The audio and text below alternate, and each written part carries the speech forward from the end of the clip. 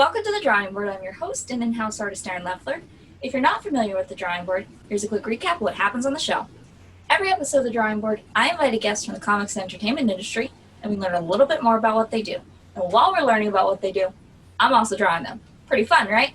Well, I'm super excited to introduce y'all to my guest today because if you are familiar with Broadway, especially Lion King and Hamilton, you're going to be familiar with my guest today. She is an absolutely incredible talent, and she does these really, really cool videos. If you're into singing videos, I highly suggest looking them up after this episode. Please welcome my guest, Syndee Winters. Hi there! Hey, Aaron, how's it going? Well, Oh, this is awesome. Thanks for having me. well, thank you so much for coming on. For kids who may not be familiar with what you do you want to give us a little recap about your job? Yeah, so I'm a singer, dancer, actor. I've started my career as a dancer, a Knick City dancer. That's right, dancing at Madison Square Garden for the NBA team, the New York Knicks. And when I I'm originally from New York. I went to high school in Miami, Florida, and then I moved back to New York in 2006. And that's when I got my very first job with the Knicks. And then since then, my dream was to be in The Lion King since I wanted to be in Lion King since I was 9 years old. And I finally, while I was in school, in college, I got an audition to go and audition for The Lion King. Um, and I just thought that I was going to be on Broadway right away. I thought that I was just going to make it, and that was it. One audition, I'm in. It turns out I was horrible. My audition was terrible. I bombed. Oh no! But I was optimistic. I was like, they're gonna call me back. They're gonna call me back. So I waited for about 3 years and thought maybe they found somebody. So I'll just like do something else for now. But 3 years later, The Lion King called me back. I was singing in weddings and party events and making people smile and happy on stage all the time still, while enjoying myself and learning so much as an artist. That when The Lion King called me back, and about 3 years later, so that was what, in 2010, I was excited to go back in. I auditioned for the role of Nala, and a funny story connected to my final audition.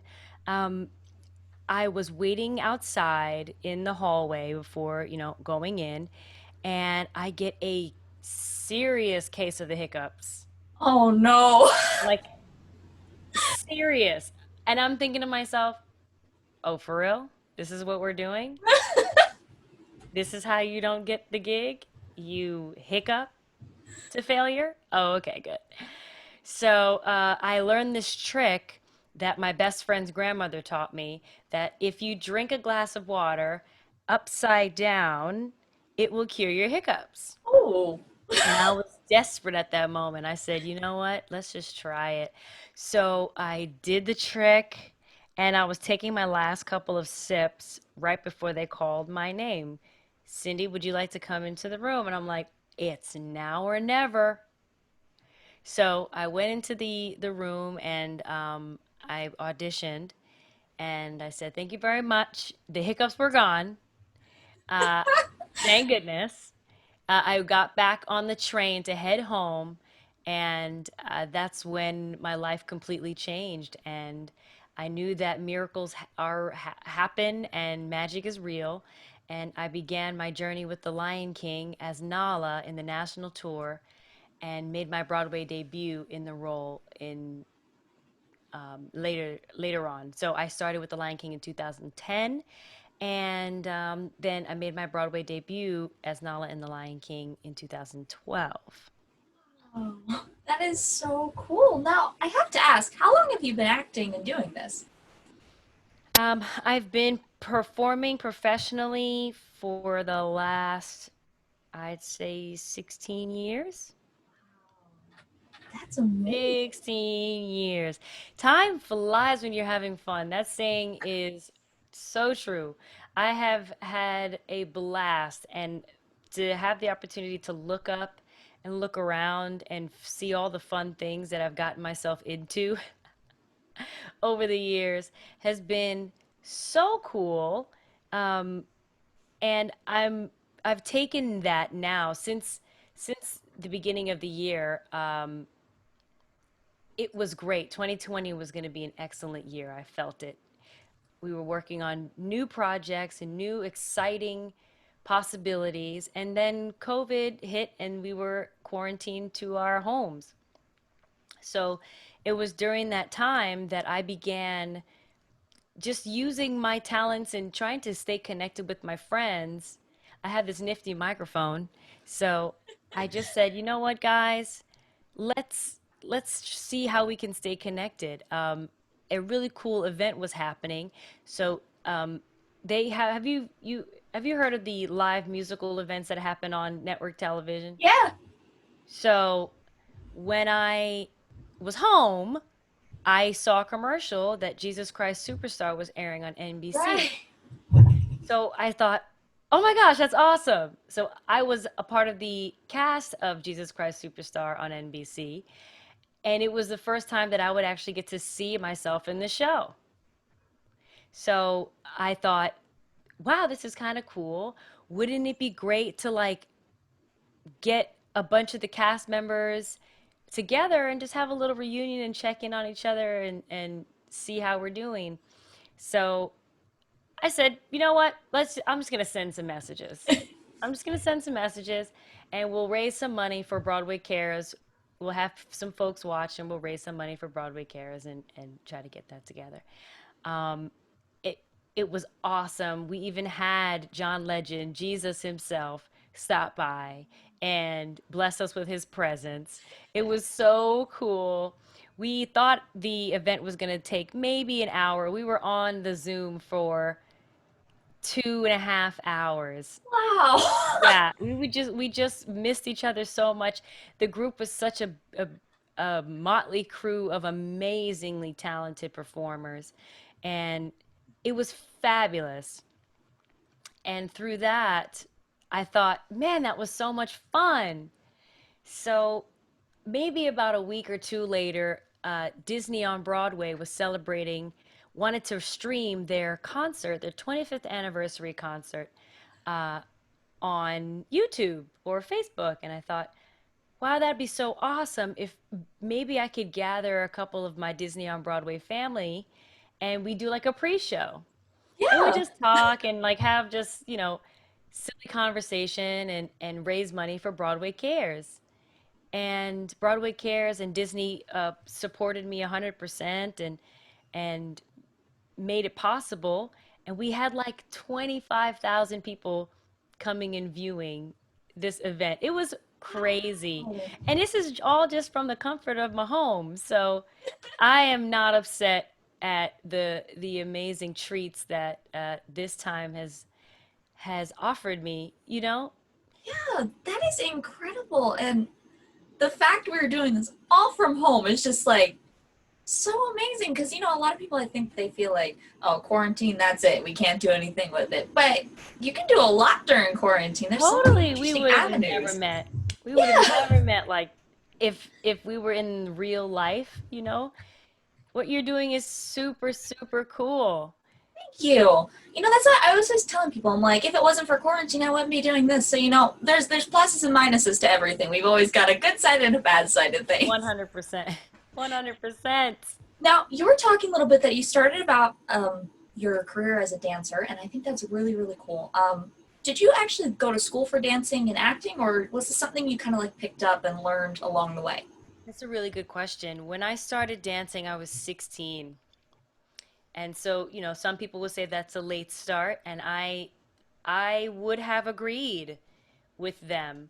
Um, but to be honest, my parents at the time could not afford dance classes, and but I always loved it, and it was available in my high school.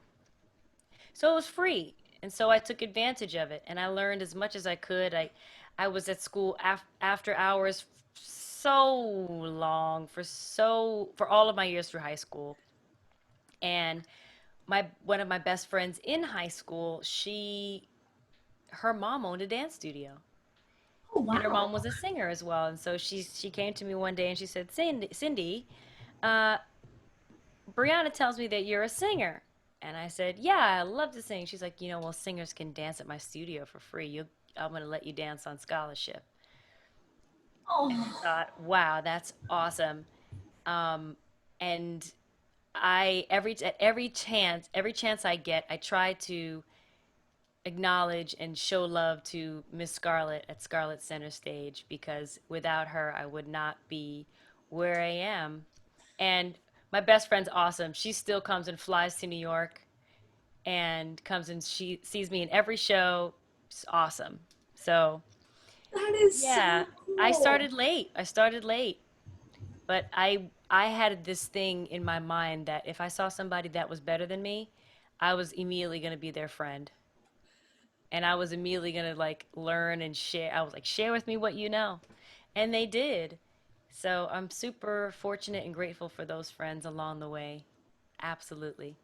I love that. I That's something I usually love getting to talk about during these episodes because I feel like there's like a high spirit of competition bred, whether it be in art, whether it be in acting, you name it. Like there's so much competition that people are like, oh, you have to be against this person, but you can learn so much from other people, especially when like they're at the top of their game. I think that's the best time to learn from people. Absolutely. Against, I don't know about against people, right? I think the Yeah. pie is big enough for anybody who wants a slice.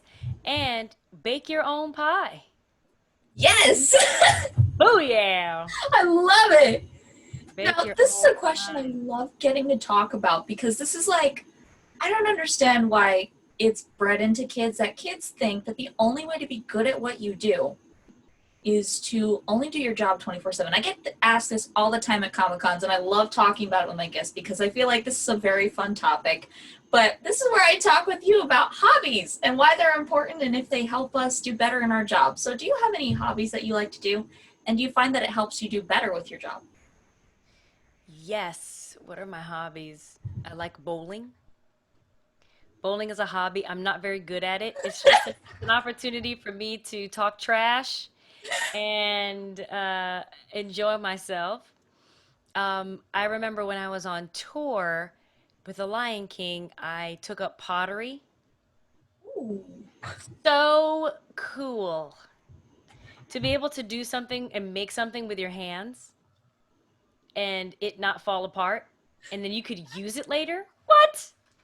I felt like I was winning at life. I felt like I could create anything. It was fabulous. Um, any other hobbies? Um, that are not arts related or performance related. I love singing. I do. I sing all the time. Uh, I practice yoga and meditation, and I think that helps me with my life in what I do 100,000%. Absolutely. Those are really fun ones. I have not had anyone mention bowling, and I am a big fan of bowling, even though I stink at it. So I'm like, I'm really glad that you just said that. I always tell people, I'm like, in all the years I've been alive, I've bowled and I've only gotten one strike, and I'm totally fine with that. As long as I've gotten one, we're good. I just talk trash and I cheer people on. And if I hit the strike, I do the splits. I don't care. I love it. That's awesome. Do you find that these hobbies help you be better in your job? Totally. I try not to take myself so seriously. Yeah, After all, we're playing for goodness sake. We're saving the world one laugh or tear at a time. It's our job to tell stories. And if we must take that seriously, that job seriously, but I don't take myself very seriously in that space.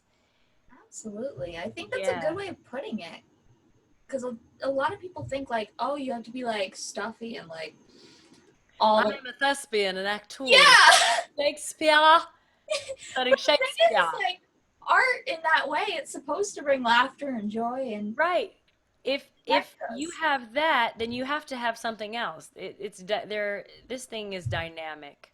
Yeah, Humans are dynamic, stories are dynamic, and so you want to be able to to dive in wherever you can. And I love the theater community because I think maybe now more than ever, it is the most inclusive.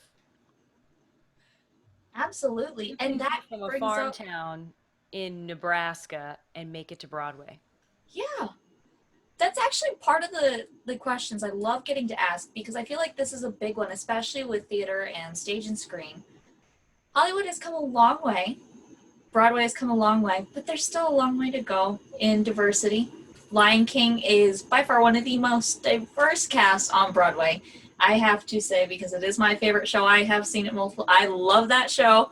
So there is a long way to go still, though, because there's only like 3 or 4 shows on Broadway that is a very, very mixed cast. Do you think that diversity in stage and screen is important? And do you think that, what do you feel when you know that there's a little kid that might be in the audience going, that's me? That's why I do what I do. So that little kid in the audience can say that's me. You can't, some people can't be what they can't see. And on top of that, too, Hollywood or Broadway and stories and stage should reflect the way the world looks. And the way that the world looks is colorful and multicultural. And so why why limit that? Because what you're truly doing is limiting. You're limiting the lens, you're limiting the perspective, and there's a possibility for growth in those in someone's life when you're able to show them something else. Uh, that's like one of the things I love talking about the most because I feel like if more kids are able to see themselves on stage and screen, I feel like we're going to get a lot more stories heard and everything. I think hearing everyone's stories is such a wonderful thing, too. So I love getting to talk about that with everyone because I feel like that's a very important topic for kids to learn about because Yeah. kids kind of like shy away if they don't see themselves in different places. I'll tell you this, one of my girlfriends, her son loves Spider-Man. Loves Spider-Man. When I met this kid, he had on a Spider-Man onesie, a black one. Oh, And they changed, did a costume change, and then he had on a blue one. oh my And I goodness. said, Carter, you like Spider-Man? He said, yep, because he looks like me. Oh, They made Spider Miles, the character Miles, who became Enter the Spider-Verse. He's a brown boy. And so now other young brown boys can say, yes, because Spider-Man looks like me. Why not? absolutely. And I think that was the wonderful thing about that film.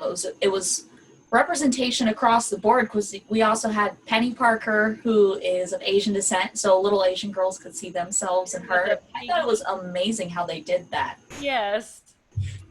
Now I want to talk a little bit because Broadway is a very interesting facet of acting because you're on stage every night. It's a live show. People are in the audience watching you.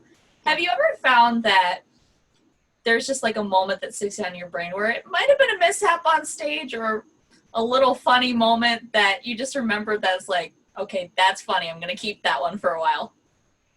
Ooh. I'm going to get fired. I just feel it. I'm going to get fired in a quarantine in a show that I'm not even in anymore.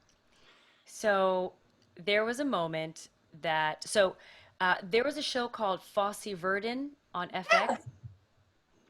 It was created by the same team as the team that created Hamilton. And for a promotion, they sent all of the Broadway shows these little gift bags. And in the gift bag was a water bottle, a reusable tea bag, an eye shade so you can take a nap in between shows, a little playbill so you could like post and share and talk about the show. I loved the show. I thought the show was great. And during one show, I put on my tried on my Fosse Verdon mask, but I had on like I was dressed as Nala, full Nala, and I took a picture and I was like, "Oh, that's so cute." He during a break. So I am in my dressing room hanging out, and I hear that it's almost my cue. So I zip over to my side and I run on stage. And it's during the time where Nala is supposed to wake up Timon and Pumbaa. So, like, Timon and Pumbaa are sleeping on stage, and Nala runs on stage. And she goes, uh, Pumbaa, wake up. Timon, wake up. And then everyone, like, starts yelling, ah, Yeah. ah, ah, ah, ah. It's like a frenzy. And so I go out there and it's normal. It's business as usual. I go out there. Puma, wake up. Nothing. Timon, wake up. Ha. Ha. Ha. Ha. And Timon starts hysterically, like, laughing, crying. He can't look me in the eye. I'm looking at Pumbaa. We're trying to get our lines out. I'm like, what's happening? I know it's a moment of hysteria. It's super hysterical. We finish the scene. We run back off stage. I'm looking like, why couldn't you look me in the eye, dude? Are you good? He's like, what's on your head? And I'm like, what are you talking about? So I look up, I touch my head, and my mask is wearing the eye shade. Oh, The that's Nala awesome. mask, the eyes are covered over the Nala mask.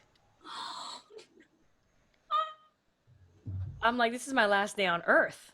Oh, that is awesome. This is my last day on Earth, y'all. Thank you Not very laugh either. much. Yeah.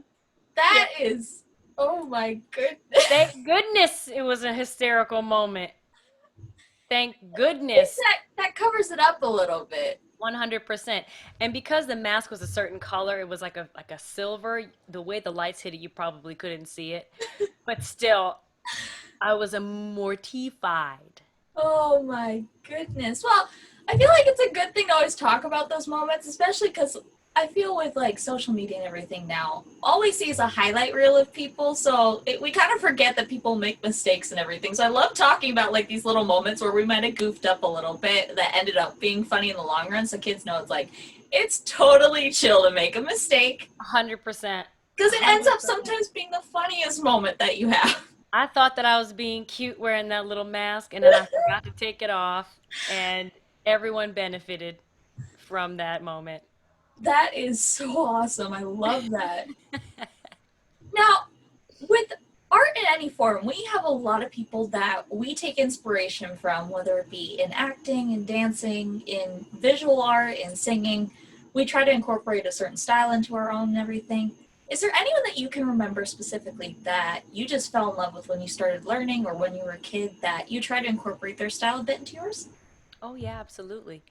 There are two strong influences. When I was young, I loved Michael Jackson, and anything that he did, I wanted to do. I didn't know that it was singing or dancing. I didn't know the titles of those activities. I just knew that whatever he's doing, I want to do it. And he's carried me all the way through my adult life as a performer and that energy. And then I started learning about the life of Lena Horne. Ooh. And through my study of this amazing woman, I was able to kind of grow as an adult artist, you know, as a woman, as a black woman, a multiracial woman. And so learning how she navigated through things made me feel comfortable in how I navigate through things, and all of that. And I've been incorporating her into my work and in my life for the last several years. I've been working on a show about her life for the last few years, and it has been an absolute passion project. And I hope that one day schools can learn about her life, and her contribution to the entertainment industry and as well as Black history. Absolutely. I think that's an important thing too, because I've only had one other person mention her on the show, and she is an absolute inspirational woman. I highly suggest if you kiddos have never heard of her, please go look her up because you're gonna learn so much about her. She's just like she blow your mind. She's just that good. Yes. I've been working on this project for a few years. We actually had a special that aired on PBS over the summer.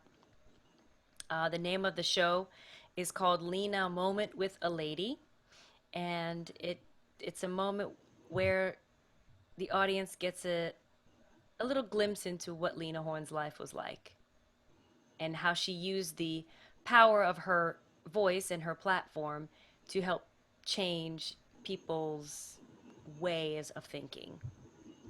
That's amazing. You actually brought up something I love talking about because you said about that's a passion project for you. And I love getting to talk with my guests about this because this is something a lot of people think once you've reached like a certain point, there's no going up. That's it, you're done. But artists all have dreams. We still want to do stuff. We still want to grow. We want to improve. We want to work with different people. Absolutely. So, besides that project you were talking about, is there anything that you haven't gotten to do yet or anyone you haven't gotten to work with yet that you'd like to? Ooh,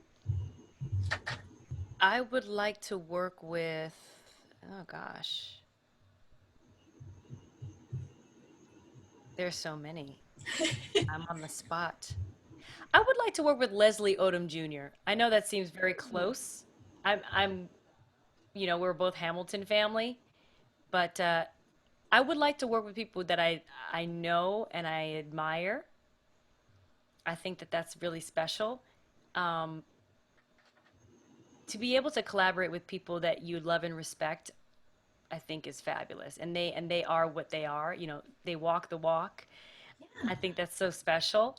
Um, in fact, that's how my YouTube channel was born during the pandemic or during the shelter in place.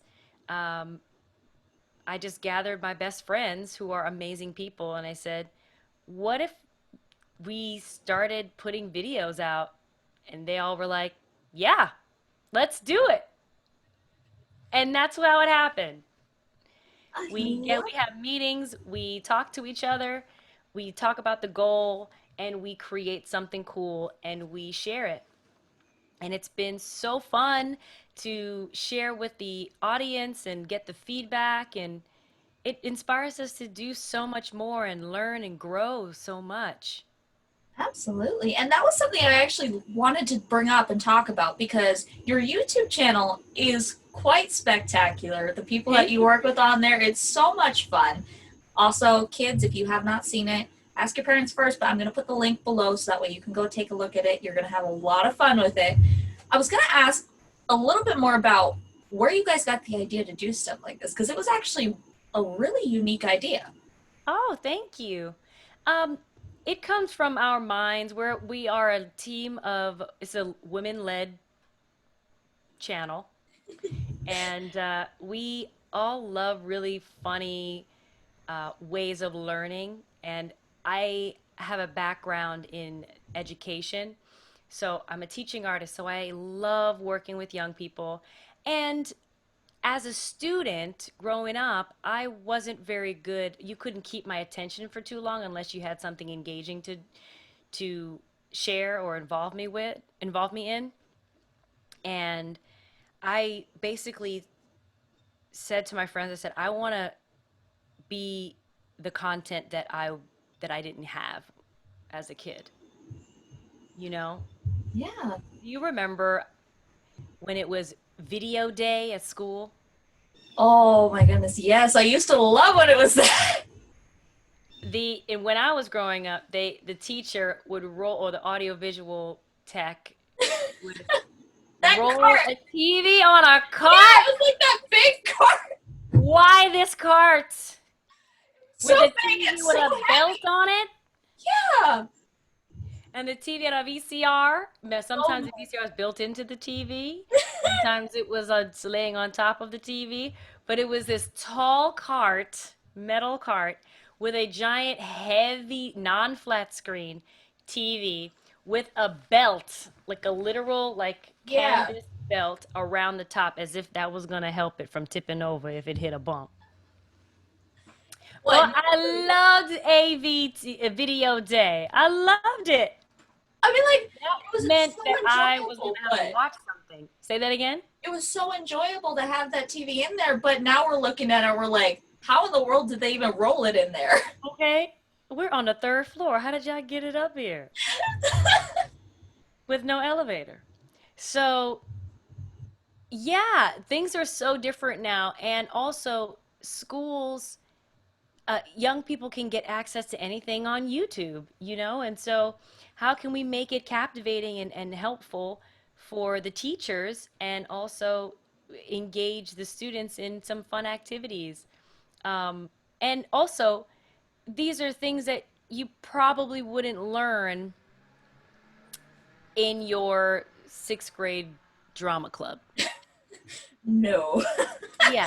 So I talk about things like what is a principal standby, what their responsibilities are in a show. I talk about how to be a resourceful actor, and the things that you need, how to your vocal survival guide, things that I've used, and tips and tricks that I've used along the way to help me get through 8 shows a week. No joke.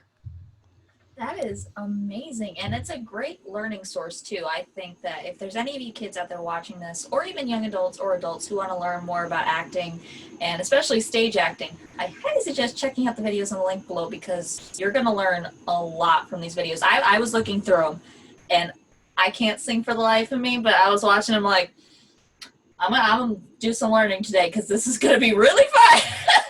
I played them while I was doing my work, and I'm like, now I want to sing, and I'm like, this is not my area of expertise, but I like this. So Yes. if a stationary artist wants to learn how to sing from watching these videos, y'all are gonna love these. Trust me. That's awesome. Thanks a lot. Thank you. Of course. Now you've worked in so many different projects. You've gotten to do Hamilton. You've gotten to do Lion King. You've gotten to do so many other things besides those as well. Are there any of them that stick out in your mind that just kind of holds that special place with you because it was your favorite one that you worked on? Nala. Nala owes me nothing. We've been together almost 10 years, and I've made some of the best friends in The Lion King during my time at The Lion King. People who they're family to me. So I really, and she's the first. She was my first Broadway experience, and that show is memorable. Absolutely. I love that. And as somebody who's very biased and saw Lion King as a kid and wanted to be Nala, I totally get it. That is like one of the best Broadway shows, in my opinion. Nala owes me nothing. I got to meet Beyonce with through Nala, so we're square. We're I mean, square. once you get to meet Beyonce, there's kind of like no going back from that. You're like, that's it. We're square. You hear me? You can hang it up, girl. We're good. Make some other young, amazingly talented, beautiful woman, Nala. Have her wear the crown. Now, this is a question I love getting to ask. You kind of touched on it earlier when you talked about first trying out for The Lion King on Broadway. Rejection is kind of a thing that happens a lot, whether it be going up for a role, trying to get an agent, or even online. We can get rejection in the form of comments and stuff like that, and it's Totally. not so easy to take when we get it. But do you think that rejection is something kids should be taking personally, or is it something that kids can use more as like a learning tool? I think rejection is not a full stop, you suck, get out. Rejection is only a redirection. It moves you into another space, another possibility, and another opportunity.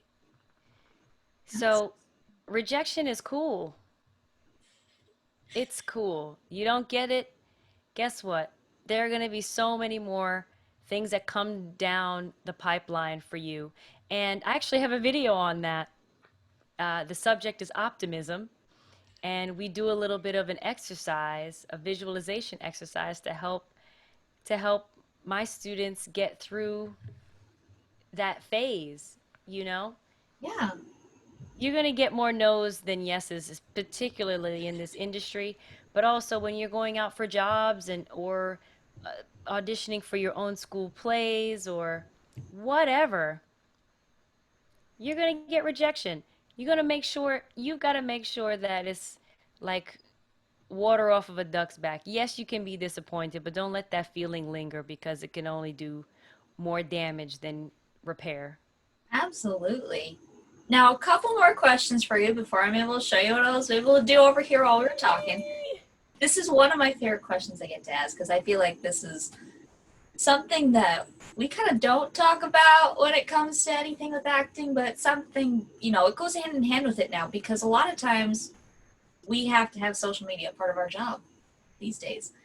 And it can be a little challenging. Do you ever find that it can be overwhelming? And is there a way to like healthfully balance social media with real life? Yes, I do. I think putting yourself on a schedule, having boundaries.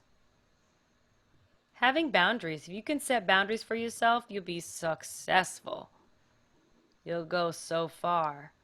Um, I have real life friends. I talk to those real life friends online a lot because we're here at home. But when I can and I get the opportunity, I cannot wait to see them again. Social media is all about the things that people want you to see. So, you get the opportunity to create the picture that people want to see. And you got to determine for yourself what kind of picture you want to be projecting out into the world. Is it a picture of positivity and light and joy and happiness and fairness and uh, care, or something else? I You got love to choose. that. Yeah. I think that's a good way of putting Social it media is a because, tool. yeah, it's kind of like I forgot who had mentioned it. One of my previous guests said it's kind of like a highlight reel. It's like it's the best of. This is what we're seeing that they Right. curated. Right. So I think that's a great way of putting it. It's kind of like creating a picture of what you want people to see. So it's definitely something to be able to separate from reality. Totally. And if you also look at it as something similar like money, you can have a lot of money and people can say, man, they're so rich. They've got a lot of money. We don't know what they spend that money on. We don't Yeah, know what they did to get that money. So we don't know if the daddy's even real, if they even have money. So it's a tool. It's all a tool. You want to keep in perspective what works best for you in your life and go with that. absolutely. I love that, and I hope y'all learned a good bit of advice from that because that's something I feel very strongly about because I feel like social media gets way out of hand at times. We kind of like think it's like everything, but putting boundaries and setting aside time and saying this is not going to be spent online. I think that's always a good thing to do. Totally. I chose to use my social media for positivity and learning. Yeah. I think they even have, sharing things on TikTok and sharing things on Instagram. I do a little segment. Began a little segment on my Instagram page called Black Owned Bought, where I take my time and spend my own money researching and purchasing products by Black owned businesses and then doing a review. Just do a review on them. And so far, so good. Which I have to say is one of my favorite things as I was scrolling through my feed and I was coming across it. I'm like, oh, this is good. I like this one. It's such Thank a fun little spin to it. Yeah, yeah. You can make it whatever you want. You can make your social media whatever you want. And I choose Absolutely. to make it fun. Yeah. Now, last question for you. This one is the culmination of the whole thing, one of my favorite ones to ask. If there's a kid right now watching this, or a young adult, or even an adult, who wants to get into acting on stage, whether they want to get into dancing, singing, you name it, or even if they just want to learn more about it now, what is the one thing you would like them to walk away from watching this learning?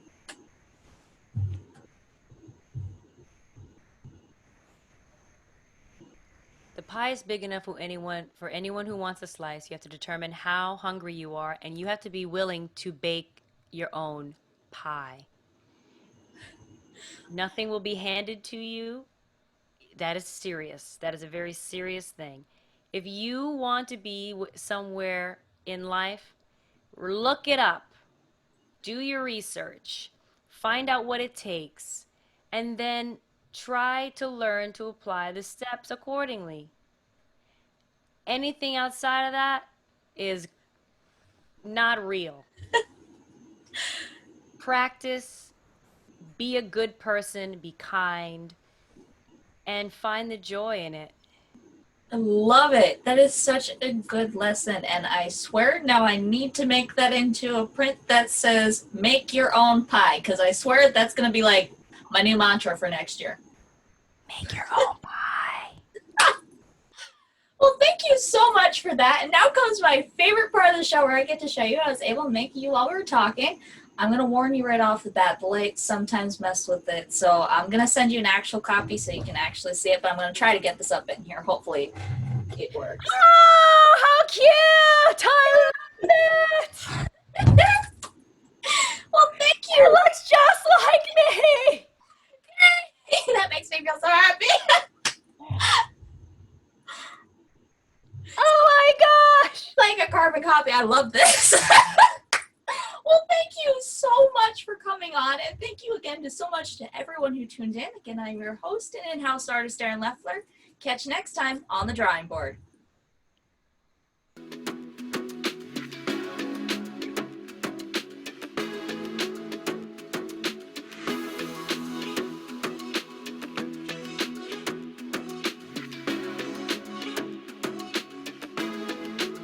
I don't have like one of those little like clickers yet, so I'm like, that's where I'm stopping it. We're good. That works good. Erin, that's awesome.